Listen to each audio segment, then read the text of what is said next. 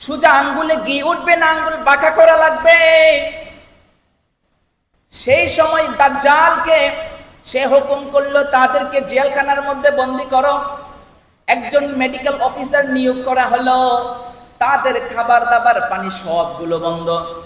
যখনই তাদের পরিস্থিতি এমন সময় আসবে যখন দেখতে পাবে তারা আর মৃত্যু শয্যায় সজ্জিত অবস্থা, যখন তাদের গায়ের শক্তিগুলো ফুরিয়ে আসবে, সেই সময় মুসলমান ধর্মের মধ্যে যেই খাবারগুলো হারাম সেই খাবারগুলো তাদের সামনে প্রদর্শন করবে।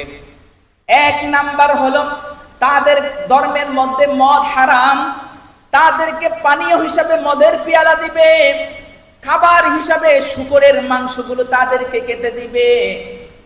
এই খাবার যখন তাদের সামনে উপস্থাপন করলো, ইসলামী শরীয়ত একটা উসুল আছে, যখন একজন মানুষ এমন এক পরিস্থিতির শিকার হয় যেখানে